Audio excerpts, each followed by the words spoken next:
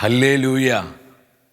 കർത്താവിൽ പ്രിയ സഹോദരി സഹോദരങ്ങളെ, മഹത്വത്തിൻ സാന്നിധ്യം ഈ ശുശ്രൂഷയിലേക്ക് ഒത്തിരിയേറെ സ്നേഹത്തോടെ കടന്നു വന്നിരിക്കുന്ന എല്ലാ സഹോദരി സഹോദരങ്ങൾക്കും നമ്മുടെ കർത്താവായ യേശു ക്രിസ്തുവിൻ്റെ കൃപയും സമാധാനവും ആശംസിക്കുകയാണ്. 84 സങ്കീർത്തനം 12 തിരുവചനം. സൈന്യങ്ങളുടെ കർത്താവേ, അങ്ങയിൽ ആശ്രയിക്കുന്നവൻ ഭാഗ്യവാൻ. ദൈവാശ്രയത്വത്തിൻ്റെ മാധുര്യം എത്ര വലുതാണെന്ന് സങ്കീർത്തകനിലൂടെ ദൈവത്തിൻ്റെ ആത്മാവ് നമ്മളെ പഠിപ്പിക്കുകയാണ്. ആരെല്ലാം കർത്താവിനെ ആശ്രയിക്കുന്നുവോ അവരെ താങ്ങുവാൻ, അവരെ പരിപാലിക്കുവാൻ, ഏത് സാഹചര്യത്തിലും അവരെ സൂക്ഷിക്കുവാൻ കർത്താവ് മതിയായവനാണ്. ഈ വെളിപാടായിരിക്കണം ഈ നാളുകളിൽ നമ്മെ ഓരോരുത്തരെയും നയിക്കേണ്ടത്. ഇന്നത്തെ ശുശ്രൂഷകളിലേക്ക് നമ്മൾ പ്രവേശിക്കുകയാണ്. കർത്താവിനെ ആശ്രയിക്കേണ്ട ആശ്രയബോധത്തിൻ്റെ പ്രാധാന്യം തിരിച്ചറിഞ്ഞ് നമ്മുടെ ഹൃദയത്തിൻ്റെ സകല ഭാരങ്ങളെയും, നമ്മുടെ മനസ്സിനെ അസ്വസ്ഥമാക്കുന്ന പല വിധത്തിലുള്ള പ്രതിസന്ധികളെയെല്ലാം നമ്മുടെ മധ്യയുള്ള കർത്താവിൻ്റെ ഫലമുള്ള കരങ്ങളിലേക്ക് നമുക്ക് ഏൽപ്പിക്കാം. ഇത് പരിശുദ്ധാത്മാവിൻ്റെ പ്രവർത്തനത്തിൻ്റെ സമയമാണ്. ശക്തിയോടെ ദൈവത്തിൻ്റെ അരൂപി നമ്മുടെ ജീവിതങ്ങളിൽ ഇടപെടുന്ന മണിക്കൂറുകൾ. ഷാലോം ടെലിവിഷനിലൂടെയും മറ്റ് ഓൺലൈൻ പ്ലാറ്റ്ഫോമുകളിലൂടെയെല്ലാം ഈ ശുശ്രൂഷയിൽ പങ്കെടുത്ത് പ്രാർത്ഥിക്കുന്ന പതിനായിരങ്ങൾ നമ്മളെല്ലാം പരിശുദ്ധാത്മാവിൽ നിറയുവാൻ, കർത്താവിൻ്റെ കാരുണ്യവും ദയവും നമ്മുടെ ജീവിതങ്ങളിലേക്ക് ഒഴുകപ്പെടുവാൻ ആഗ്രഹിച്ചുകൊണ്ട് ഒരു നിമിഷം വലതുകരം സ്വർഗത്തിലേക്ക് ഉയർത്തി ഒരു മനസ്സോടെ നമ്മൾ പ്രാർത്ഥിക്കുകയാണ്. കർത്താവായ ദൈവമേ, കർത്താവായ ദൈവമേ, അത്ഭുതങ്ങളും അടയാളങ്ങളും നൽകണമേ, അത്ഭുതങ്ങളും അടയാളങ്ങളും നൽകണമേ. കർത്താവായ ദൈവമേ, കർത്താവായ ദൈവമേ, അവിടുത്തെ പരിശുദ്ധാത്മാവിനെ വർഷിക്കണമേ, അവിടുത്തെ പരിശുദ്ധാത്മാവിനെ വർഷിക്കണമേ. ദൈവത്തിന്റെ പരിശുദ്ധാത്മാവേ വരണമേ, ദൈവത്തിന്റെ പരിശുദ്ധാത്മാവേ വരണമേ. കർത്താവിന്റെ ജ്ഞാനത്തിൽ, കർത്താവിന്റെ ജ്ഞാനത്തിൽ പരിശുദ്ധാത്മാവേ ഞങ്ങളെ നയിക്കണമേ, പരിശുദ്ധാത്മാവേ ഞങ്ങളെ നയിക്കണമേ. കർത്താവിന്റെ ആലോചനയിൽ, കർത്താവിന്റെ ആലോചനയിൽ പരിശുദ്ധാത്മാവേ ഞങ്ങളെ വളർത്തണമേ, പരിശുദ്ധാത്മാവേ ഞങ്ങളെ വളർത്തണമേ.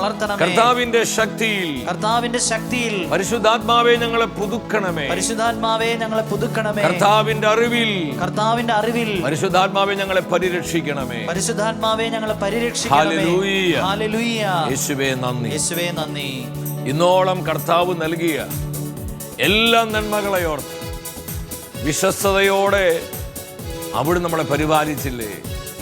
നമ്മൾ തകരും തളരുമെന്ന് പ്രതീക്ഷിച്ച സമയങ്ങളിലെല്ലാം നമ്മുടെ ചിന്തകൾക്ക് അപ്പുറമായി കർത്താവ് ഇറങ്ങി വന്ന് പ്രവർത്തിച്ചില്ലേ.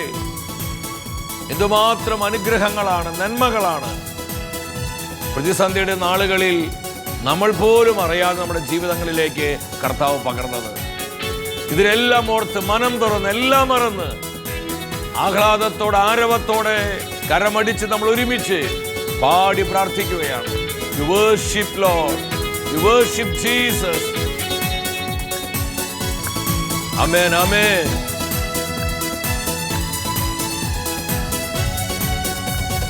ഭൂവാസികളെ കർത്താവിനെ സ്തുതിപ്പിൻ. നമ്മൾ ഒരുമിച്ച് പാടി പ്രാർത്ഥിക്കുന്നു. കർത്താവിനെ സ്തുതിപ്പിൻ, കർത്താവിനെ സ്തുതിപ്പിൻ.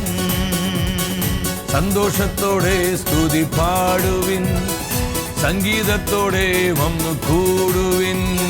സന്തോഷത്തോടെ കൃപ തരണമേ, അഭിഷേകം പകരണമേ, സംഗീതത്തോടെ വന്നു കൂടുവിൻ. അവൻ നല്ലവനല്ലോ, ദയയെന്നുമുള്ളത് അവൻ വല്ലവനല്ലോ, സ്തുതിയെന്നും അവനെ. ആമേൻ. നമ്മുടെ കർത്താവ് നല്ലവനാണ്. God is good. എപ്പോഴും എപ്പോഴും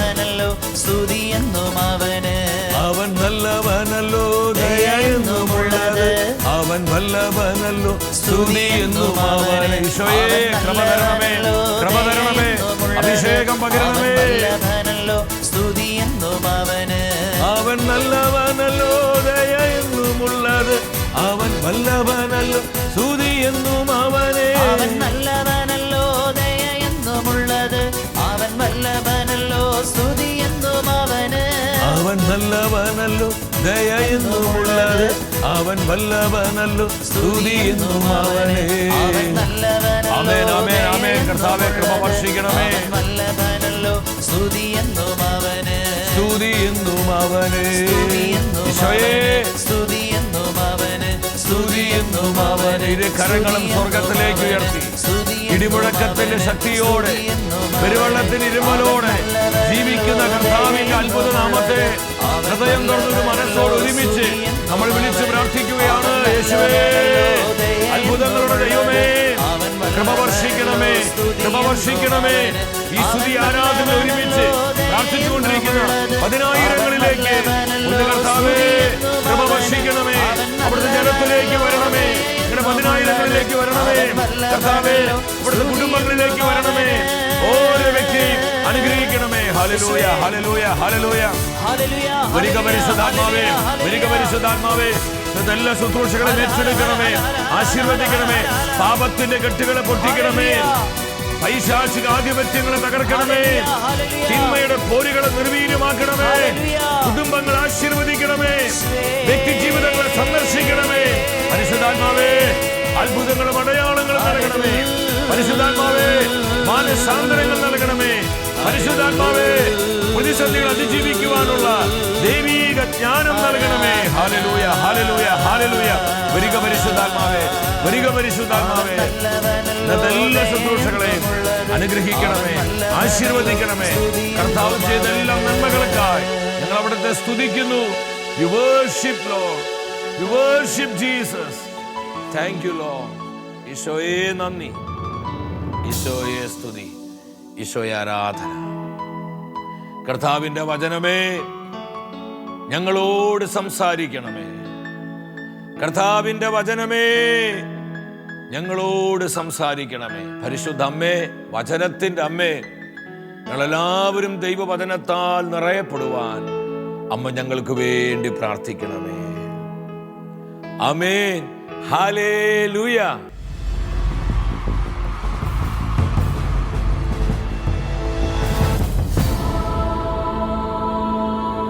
നിൻ വചനം ധ്യാനിക്കുമ്പോ. പ്രിയ ദൈവമക്കളെ, നമ്മുടെ ജീവിതങ്ങളെ ആത്മാവിനാൽ ബലപ്പെടുത്തുന്ന കർത്താവിൻ്റെ വചനത്തിൻ്റെ മുൻപിൽ പ്രത്യാശയുള്ളവരാകാം. ഇന്നത്തെ വചന ശുശ്രൂഷയിലൂടെ പരിശുദ്ധാത്മാവ് നമ്മെ പഠിപ്പിക്കുന്നത് കർത്താവിലേക്ക് കണ്ണുകൾ ഉയർത്തുക, കർത്താവിലേക്ക് കണ്ണുകൾ ഉയർത്തുക. നമ്മളായിരിക്കുന്ന ഈ നാളുകളിൽ ഈ വചന സന്ദേശത്തിന് വലിയ പ്രാധാന്യമുണ്ട്. 2021 ആരംഭ നാളുകളിലാണ് നമ്മൾ. വളരെയധികം പ്രതിസന്ധികളും പ്രതിബന്ധങ്ങളും നിറഞ്ഞ ഒരു കാലഘട്ടം. സാമ്പത്തിക ശാസ്ത്രജ്ഞന്മാരും രാഷ്ട്രതന്ത്രജ്ഞന്മാരും സാമൂഹിക ഭരണപരിഷ്കർത്താക്കളെല്ലാം ഒരുപോലെ പറയുന്ന കാര്യമാണ് 2021 പ്രതിസന്ധികളുടെയും കഷ്ടതകളുടെയും വർഷമായിരിക്കും. COVID-19 ലോകത്തിന് വരുത്തിവെച്ച ഒരുപാട് നാശനഷ്ടങ്ങളുണ്ട്. ഇതിനെയെല്ലാം പ്രതിഫലനങ്ങളാണ് നമ്മളിനി കൂടുതൽ കാണാൻ പോകുന്നത്. പലപ്പോഴും പല വ്യക്തികൾ പ്രത്യാശയില്ലാതെ ജീവിതം മുന്നോട്ട് നയിക്കുന്നു. കാര്യങ്ങളാകെ താറുമാറായിപ്പോയി. പ്രതീക്ഷകളെല്ലാം അസ്തമിച്ചു. ഇങ്ങനെ പോയാൽ ഇതെവിടെ ചെന്ന് അവസാനിക്കുമെന്ന് ചിന്തിക്കുന്ന വ്യക്തികളുടെ എണ്ണം വർദ്ധിച്ചുകൊണ്ടിരിക്കുന്നു. പലർക്കും ദൈവാശ്രയത്വം ഇല്ലാതെ പോയി. കർത്താവിനെ വിളിച്ചിട്ട്, കർത്താവിനോട് പ്രാർത്ഥിച്ചിട്ട് എന്താണ് കാര്യം? ഒരു നിസ്സംഗതയിലേക്കും ആത്മീയമായ മന്ദതയിലേക്കും മരവിപ്പിലേക്കും കടന്നുപോയ ആയിരങ്ങൾ നമ്മുടെ ഇടയിലുണ്ട്. എൻ്റെ സഹോദരി സഹോദരങ്ങളെ, കർത്താവിൻ്റെ പരിശുദ്ധാത്മാവ് ഇന്നത്തെ വചന ശുശ്രൂഷയിലൂടെ ശക്തമായ ദൈവത്തിൻ്റെ ആലോചനയാണ് നമുക്ക് തരുന്നത്. ഏത് പ്രതിസന്ധിയിലും നമ്മൾ കർത്താവിലേക്ക് കണ്ണുകൾ ഉയർത്തുമ്പോൾ നിശ്ചയമായും നമ്മുടെ പ്രതിസന്ധികളിൽ തീർപ്പുകൾ ഉണ്ടാകും. നമ്മുടെ കണ്ണുനീര് മറികടന്നു പോകാൻ കഴിയുന്നവനല്ല നമ്മുടെ കർത്താവ്. ദൈവത്തിൻ്റെ വചനം ആവർത്തിച്ച് എന്താണ് നമ്മെ പഠിപ്പിക്കുന്നത്? കർത്താവായ യേശു സർവശക്തനും സർവാധിപനുമായ ദൈവമാണ്. അവിടത്തേക്ക് കഴിയാത്തതായ യാതൊന്നുമില്ല. പകർച്ചവ്യാധികളാകട്ടെ, ലോകത്തിൽ നടമാടുന്ന മറ്റ് പ്രതിസന്ധികളാകട്ടെ, നമ്മളെ വരിഞ്ഞു മുറുക്കുന്ന നിരവധിയായ കഷ്ടങ്ങളും നഷ്ടങ്ങളും പരാജയങ്ങളുമാകട്ടെ, ഇതിനെല്ലാം നടുവിൽ വിശ്വസ്തയോടെ നമ്മളെ പരിപാലിക്കുവാനും നമ്മെ കാക്കുവാനും നമ്മുടെ പാദങ്ങളെ സൂക്ഷിക്കുവാനും കഴിയുന്നവനാണ് നമ്മുടെ കർത്താവ്. അതുകൊണ്ട് പരിശുദ്ധാത്മ നമ്മോട് പറയുന്നത് കർത്താവിലേക്ക് കണ്ണുകൾ ഉയർത്തുക. മിക്ക പ്രവചനം 7-ാം അധ്യായം 7-ാം തിരുവചനം. എന്നാൽ ഞാൻ കർത്താവിങ്കിലേക്ക് കണ്ണുകൾ ഉയർത്തും, എൻ്റെ രക്ഷകനായ ദൈവത്തിനു വേണ്ടി ഞാൻ കാത്തിരിക്കും. എൻ്റെ ദൈവം എൻ്റെ പ്രാർത്ഥന കേൾക്കും. ഈ തിരുവചനത്തിലൂടെ കർത്താവിൻ്റെ ആത്മാവ് നമുക്ക് തരുന്ന ആലോചന എന്താണ്? ഈ വചനം എല്ലാവരും ഒന്ന് ശ്രദ്ധിച്ച്. പ്രവാചകനായ മിക്കയുടെ പ്രത്യാശയാണ്. മിക്ക തൻ്റെ പ്രവാചക ശുശ്രൂഷ ചെയ്തിരുന്ന നാളുകൾ വളരെ പ്രതിസന്ധികളും പല വിധത്തിലുള്ള പ്രതിബന്ധങ്ങളെല്ലാം തൻ്റെ പ്രവാചക ശുശ്രൂഷയ്ക്കുണ്ടായിരുന്നു. ഈ പ്രതിസന്ധിയുടെ നടുവിൽ കർത്താവിൽ പൂർണ്ണമായും ശരണപ്പെട്ടുകൊണ്ട് പ്രവാചകൻ പറയുകയാണ്, ഞാൻ എൻ്റെ കർത്താവിങ്കിലേക്ക് കണ്ണുകൾ ഉയർത്തും, എൻ്റെ ദൈവത്തിനു വേണ്ടി ഞാൻ കാത്തിരിക്കും, എൻ്റെ കർത്താവ് എൻ്റെ പ്രാർത്ഥന കേൾക്കും. ഇത് ശക്തമായൊരു ഉറപ്പാണ് പ്രിയപ്പെട്ടവരെ. ഇന്ന് പലരോടും സംസാരിക്കുമ്പോൾ പലർക്കൊരു ഉറപ്പില്ല ജീവിതത്തെക്കുറിച്ച്. അവർ ചെയ്യുന്ന ജോലിയാകാം, ബിസിനസ്സാകാം, മറ്റു വരുമാന മാർഗങ്ങളാകാം. അവർക്ക് ഉറപ്പില്ല, പ്രത്യാശയില്ല. ഭാവിയെക്കുറിച്ച്, മക്കളെക്കുറിച്ച്, തങ്ങളുടെ കുടുംബത്തെക്കുറിച്ച് എന്നു വേണ്ട, ദൈവം കൂട്ടിച്ചേർത്ത പലവിധ സംവിധാനങ്ങളിൽ അവർക്ക് ഉറപ്പില്ല. പ്രത്യാശ നഷ്ടപ്പെട്ട് നിരാശിതരായി വളരെ നെഗറ്റിവിറ്റിയിൽ ജീവിക്കുന്ന ഒരുപാട് ജീവിതങ്ങൾ ഈ നാളുകളിലുണ്ട്. കർത്താവിൻ്റെ ആത്മാവ് വ്യക്തമായി നമ്മോട് സംസാരിക്കുകയാണ്. ഞാൻ സ്നേഹത്തോടെ പറയട്ടെ, നമ്മൾ നേരിടുന്ന പ്രതിസന്ധി എന്തുമാവട്ടെ, ആത്മീയമായ പ്രതിസന്ധികളാകാം, ഭൗതികമായ പ്രതിസന്ധികളാകാം, ഈ പ്രതിസന്ധികളിൽ കർത്താവിലേക്ക് കണ്ണുയർത്തുവാൻ നമുക്ക് കഴിയുമോ? അതാണ് ചോദ്യം. പ്രശ്നങ്ങളിലേക്ക് നോക്കാതെ, സാഹചര്യങ്ങളിലേക്ക് നോക്കി അസ്വസ്ഥപ്പെട്ട് നെടുവീർപ്പിടാതെ, ഇതെല്ലാം പരിഹരിക്കാൻ കഴിയുന്ന, ഇതിനെല്ലാം ഒരു തീർപ്പുണ്ടാക്കാൻ സാധിക്കുന്ന കർത്താവിലേക്ക് കണ്ണുയർത്താൻ നമുക്ക് സാധ്യമായാൽ നമ്മുടെ ജീവിതം ബ്ലെസ്സഡ് ആവുകയാണ്. അവിടുന്ന് എൻ്റെ പ്രാർത്ഥന കേൾക്കും. നുറുങ്ങിയ ഹൃദയങ്ങളെ നിരസിക്കാൻ ഒരിക്കലും കർത്താവിന് സാധിക്കില്ല. നമ്മുടെ പലപ്പോഴും ഒരു അടിസ്ഥാന പ്രശ്നം എന്താണെന്നറിയോ? നമ്മൾ പ്രശ്നങ്ങളിലേക്ക് നോക്കിക്കൊണ്ടിരിക്കുകയാണ്. ഈ പ്രശ്നം എങ്ങനെ പരിഹരിക്കപ്പെടും? ഈ പ്രതിബന്ധം എങ്ങനെ മാറിപ്പോകും? ഈ തകർച്ച എങ്ങനെ ഇല്ലാതാക്കാം? ഈ രോഗത്തിന് എങ്ങനെ സൗഖ്യം കിട്ടും? ഈ പരാജയം എങ്ങനെ വിജയമാകും? എൻ്റെ ഭാവി എങ്ങനെ അനുഗ്രഹിക്കപ്പെടും? നമ്മുടെ മുൻപിലുള്ള പല പ്രതിസന്ധികളിലേക്കും പ്രശ്നങ്ങളിലേക്കും നോക്കി നമ്മളിങ്ങനെ ആകുലപ്പെട്ട് ആശങ്കപ്പെട്ട് സമയം കളഞ്ഞ് നമ്മൾ അസ്വസ്ഥരാവുകയാണ്. പ്രാർത്ഥിക്കേണ്ട സമയം, കർത്താവിൻ്റെ വചനം ധ്യാനിക്കേണ്ട സമയം, കർത്താവിനെ ആരാധിക്കേണ്ട സമയം, കർത്താവിലേക്ക് കണ്ണുകൾ ഉയർത്തേണ്ട സമയം പലപ്പോഴും പ്രശ്നങ്ങളിലേക്ക് നോക്കി ലോകത്തിന് മറ്റു പല വ്യാപാരങ്ങളിലേക്ക് ശ്രദ്ധിച്ച് ഈ സമയമെല്ലാം നമ്മൾ വെറുതെ നഷ്ടപ്പെടുത്തിക്കൊണ്ടിരിക്കുക. ഇതുകൊണ്ട് എന്ത് പ്രയോജനം നമുക്ക് കിട്ടുന്നത്? നിരാശയും ദുഃഖവും വേദനയും നെഗറ്റിവിറ്റിയും ഉള്ളിൽ ഭയവും ആശങ്കയുമല്ലാതെ വേറെ ഒന്നും കിട്ടാനില്ല. ഞാനിത് പറയാൻ കാരണം ഈ കഴിഞ്ഞ നാളുകളിലെല്ലാം പലരുമായി സംസാരിച്ചതിൻ്റെ വെളിച്ചത്തിൽ അനേകരും അസ്വസ്ഥരാണ്, ഒന്നിലും ഉറപ്പില്ലാത്തവരാണ്, പ്രത്യാശ നഷ്ടപ്പെട്ടു പോകുന്നവരാണ്. എൻ്റെ സഹോദരി സഹോദരങ്ങളെ, സാഹചര്യങ്ങൾ എന്തുമാവട്ടെ, കർത്താവിൻ്റെ മാറ്റമില്ലാത്ത ജീവനുള്ള വചനങ്ങളിൽ മുറുകെ പിടിക്കാൻ നമുക്ക് സാധിക്കുന്നുവെങ്കിൽ നമ്മൾ തളരുവാൻ അതേത് സാഹചര്യത്തിലും ആവട്ടെ കർത്താവ് ഒരിക്കലും അനുവദിക്കുകയില്ല. 34 സങ്കീർത്തനം 5 തിരുവചനം, കർത്താവിനെ നോക്കിയവരെല്ലാം പ്രകാശിതരായി. ഈ വചനം അർത്ഥവത്താണ്. ആരെല്ലാം കർത്താവിനെ നോക്കുന്നുവോ പരാജയങ്ങളിൽ നിന്ന്, പ്രതിസന്ധികളിൽ നിന്ന്, കഷ്ടതകളിലും നഷ്ടങ്ങളിലും വേദനകളിലും നിന്ന് കർത്താവിനെ ആരെല്ലാം നോക്കുന്നുവോ അവരെല്ലാം പ്രകാശിതരാവുകയാണ്. കർത്താവ് മഹത്വപൂർണനാണ്. കർത്താവിൻ്റെ മഹത്വത്തിൻ്റെ രശ്മികൾ, കർത്താവിൻ്റെ തേജസ്സിൻ്റെ ആ പ്രതിഫലനം നമ്മുടെ ജീവിതങ്ങളിലേക്ക് റിഫ്ലക്റ്റ് ചെയ്യുകയാണ്. നമ്മളും പ്രകാശിതരാവുകയാണ്, നമ്മളും വെണ്മയുള്ളവരാകുകയാണ്. അവർക്ക് ലജ്ജിക്കേണ്ടി വരികയില്ല. നമ്മൾ എത്ര പേര് ഈ വചനത്തിൽ വിശ്വസിക്കുന്നുണ്ട്? അവർ ലജ്ജിതരാകാൻ കർത്താവ് സമ്മതിക്കില്ല. പലപ്പോഴും മറ്റുള്ളവരുടെ മുമ്പിൽ നാണം കെട്ടു പോകുന്നൊരു ജീവിതമായിരിക്കും നമ്മുടേത്. മറ്റുള്ളവർക്ക് കൈകൊട്ടി ചിരിക്കാൻ ഒരു പരിഹാസ കോലമായി മാറ്റപ്പെട്ട ജീവിതമായിരിക്കും നമ്മുടേത്. മറ്റുള്ളവർക്ക് കളിയാക്കി ചിരിക്കുവാനുള്ള ചില സാഹചര്യങ്ങളായിരിക്കാം നമ്മുടെ ജീവിതങ്ങളിൽ ഉള്ളത്. എന്നാൽ എൻ്റെ സഹോദര സഹോദരി, കർത്താവിൻ്റെ വാഗ്ദാനങ്ങളിൽ വിശ്വസിക്കുക.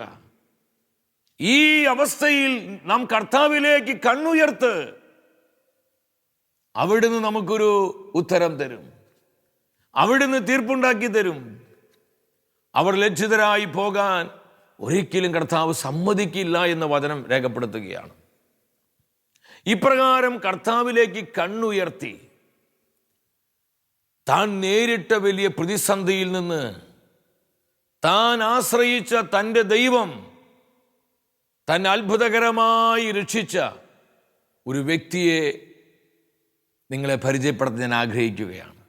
വേദപുസ്തകം വായിക്കുമ്പോൾ എനിക്ക് പലപ്പോഴും ഈ തിരുവചന ഭാഗങ്ങൾ ഉള്ളിൽ സ്വാധീനിക്കാറുണ്ട്. ആ വ്യക്തിയുടെ പേരാണ് സൂസന്ന. ദാനിയേൽ പ്രവചനം 13-ാം അധ്യായം 35-ാമത്തെ വചനത്തിൽ ഒരു വലിയ ആപദ്ഘട്ടത്തിൽ സൂസൻ എത്തി നിൽക്കുകയാണ്.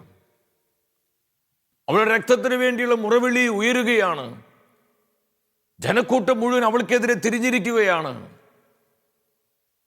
തൻ്റെ നിസ്സഹായ അവസ്ഥ, താൻ ഒരു തെറ്റും ചെയ്തിട്ടില്ല, എന്നാൽ ജനം ഇത് വിശ്വസിക്കുന്നില്ല. തനിക്കെതിരെ കള്ളസാക്ഷ്യങ്ങൾ ഉയർന്നിരിക്കുന്നു, വ്യാജമായ കുറ്റാരോപണങ്ങൾ ഉയർന്നിരിക്കുന്നു. തന്നെ അപകീർത്തിപ്പെടുത്തുവാൻ, അപവാദത്തിൽ തള്ളിത്താഴ്ത്തുന്ന വിധത്തിലുള്ള ചെയ്തികളാണ് അവിടെ സംഭവിച്ചിരിക്കുന്നത്. ഇതിൻ്റെ നടുവിൽ സൂസൻ എന്താ ചെയ്തത്? വചനം വ്യക്തമായി പറയുകയാണ്, അവൾ സ്വർഗത്തിലേക്ക് തന്റെ ദൃഷ്ടികൾ ഉറപ്പിച്ചു. താൻ ആശ്രയം വെച്ച തന്റെ കർത്താവിലേക്ക് അവൾ കണ്ണുകൾ ഉയർത്തുകയാണ്. തന്റെ കർത്താവിനെ നോക്കി അവൾ നിലവിളിക്കുകയാണ്. തന്റെ വിമോചനത്തിനു വേണ്ടി, തന്റെ നിഷ്കളങ്കത, സത്യസന്ധത, താൻ തെറ്റുകാരിയല്ല എന്നുള്ള ആ കൃത്യത ജനത്തിന് ബോധ്യപ്പെടാൻ വേണ്ടി കർത്താവിൽ ആശ്രയം വെച്ച് സൂസന്ന നിലവിളിക്കുകയാണ്. എൻ്റെ പ്രിയപ്പെട്ടവർ, ഇത് നമുക്കുള്ള ഒരു ശക്തമായ അടയാളമാണ്.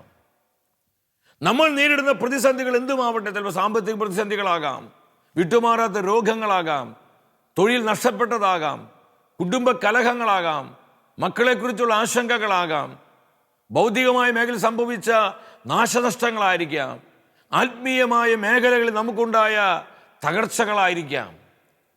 എന്തുമാവട്ടെ, സൂസനയെ പോലെ നമ്മൾ അനുഭവിക്കുന്ന ഈ പ്രതിസന്ധികളുടെ നടുവിൽ കർത്താവിലേക്ക് നോക്കുവാൻ, നിലവിളിക്കുവാൻ നമുക്ക് സാധിക്കും. പ്രിയപ്പെട്ടവരെ, അത്ഭുതങ്ങൾ കാണാൻ കഴിയുമെന്ന് പരിശുദ്ധാത്മ ഉറപ്പ് തരികയാണ്. ദാനിയേൽ പ്രവചനം 7, 8, 9 വചനങ്ങൾ. ദാനിയേൽ സുന്ദരിയായ ഒരു സ്ത്രീയാണ്, നല്ല ദൈവഭയം, ദൈവഭക്തയായ സ്ത്രീ. അവൾ തൻ്റെ ഭർത്താവിൻ്റെ ഉദ്യാനത്തിൽ എന്നും നടക്കാൻ പോകുമായിരുന്നു. ഇപ്പോൾ 2 ശ്രേഷ്ഠന്മാരെ അവളുടെ മേൽ ഇവർ കണ്ണുവെച്ചിരിക്കുകയാണ്. ഇവളുടെ സൗന്ദര്യത്തിൽ ആകർഷരായി ഇവളുമായി പാപം ചെയ്യാൻ, ഇവളെ നശിപ്പിക്കാൻ, ഇവളുടെ ചരിത്രത്തിന് കളങ്കം വരുത്താൻ ഇവർ കൽപ്പിച്ചുറപ്പിച്ച് നടക്കുകയാണ്. 9-ാം വചനം പറയുന്നുണ്ട്, ദൈവവിചാരവും ധാർമ്മിക ബോധവും ആ ശ്രേഷ്ഠന്മാർക്ക് നഷ്ടപ്പെടുകയാണ്. ദാനിയേൽ പ്രവചനം 13-ാം അധ്യായം 19, 20, 21 വചനങ്ങളിലോട്ട് വരണം. ഈ 2 ശ്രേഷ്ഠന്മാർ ഒന്നിക്കുകയാണ്. അവർ ഒരുമിച്ച് പ്ലാൻ ചെയ്യും, നമുക്ക് അവളുമായി പാപം ചെയ്യാം. തോഴിമാരെല്ലാം പോയി ഉദ്യാന കവാടം അടഞ്ഞു കഴിഞ്ഞപ്പോൾ ഈ ശ്രേഷ്ഠന്മാർ പറഞ്ഞു, ആരും നമ്മളെ കാണുകയില്ല, വരിക, ഞങ്ങളുമായി പാപം ചെയ്യുക. നീ ഞങ്ങൾ പറഞ്ഞ അനുസരിച്ചില്ലെങ്കിൽ നിനക്കെതിരെ ഞങ്ങൾ വ്യാജമായ കുറ്റാരോപണങ്ങൾ നടത്തും. നീ മറ്റൊരുവനുമായി പാപം ചെയ്തുവെന്ന് ഞങ്ങൾ നാട്ടുകാരോട് പറയും, സമൂഹമധ്യ ഞങ്ങൾ വിളിച്ചു പറയും. സൂസന്ന ചിന്തിച്ചു, ദൈവമേ, വല്ലാത്തൊരവസ്ഥയിലായിപ്പോയി. ഇവരുടെ വാക്ക് കേട്ട് ഇവരനുസരിച്ചാൽ അത് ദൈവസന്നിധിയിൽ മഹാപാതകമായിട്ട് മാറും. അനുസരിക്കാതിരുന്നാൽ വ്യാജമായ കുറ്റാരോപണത്തിൽപ്പെട്ട് ജനം തന്നെ തെറ്റിദ്ധരിക്കും. എന്തു ചെയ്യണമെന്നറിയാതെ സൂസന്ന നിലവിളിക്കുകയാണ്. അവളൊരു കാര്യം തീരുമാനിക്കും, ഞാൻ കർത്താവിനെതിരെ പാപം ചെയ്യുകയിൽ എന്തു തന്നെ സംഭവിച്ചാലും കർത്താവിനെതിരെ പാപം ചെയ്യുകയില്ല. ആ ശ്രേഷ്ഠന്മാരുടെ ആഗ്രഹത്തിന് അവൾ വഴങ്ങിയില്ല.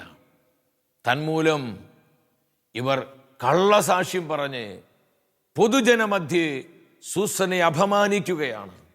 ഇല്ലാത്ത കാര്യങ്ങൾ അടിച്ചുവിട്ട് അപവാദങ്ങൾ പറഞ്ഞ് സൂസനയെ പരസ്യമായി ഇവർ അപമാനിക്കും, നിന്ദിക്കും. ജനക്കൂട്ടത്തിന്റെ മധ്യേ സൂസന കടന്നു വരികയാണ്. ശ്രേഷ്ഠന്മാരൊക്കെ വന്നു കൂടിയിട്ടുണ്ട് ഇവളെ വിധിക്കാനായിട്ട്.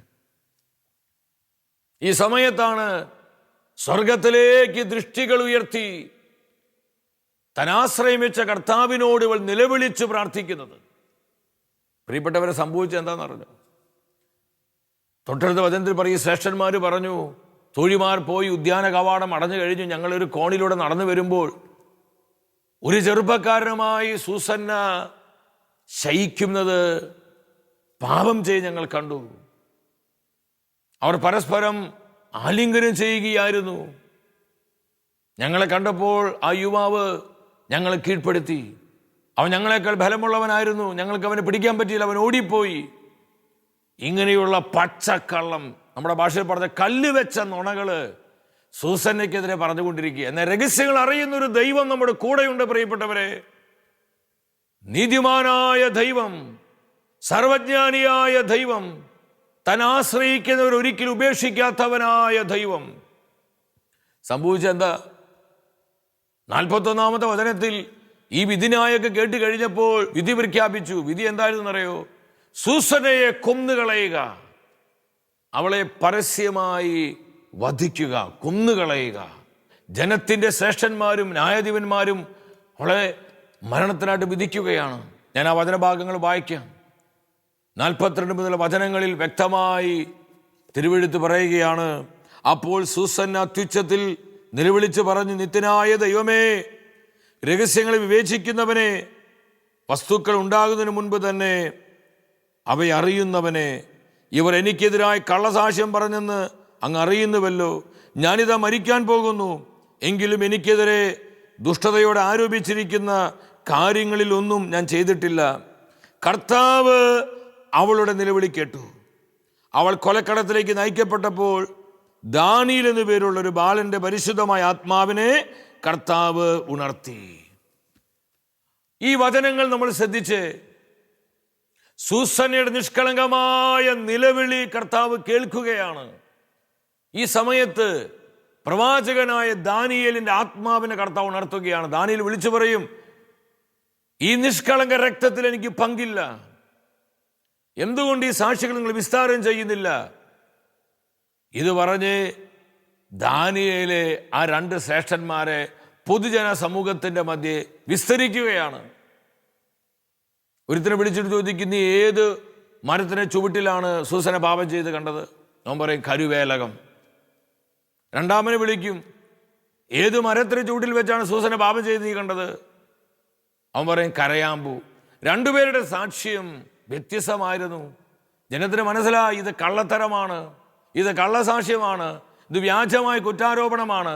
സൂസനെ അപമാനിക്കാൻ, സൂസനയെ പരിഹസിക്കാൻ, അവളെ തേജോവധം ചെയ്യാൻ കൽപ്പിച്ചു കൂട്ടിയ പ്രവൃത്തിയാണെന്ന് ജനത്തിന് മനസ്സിലായി.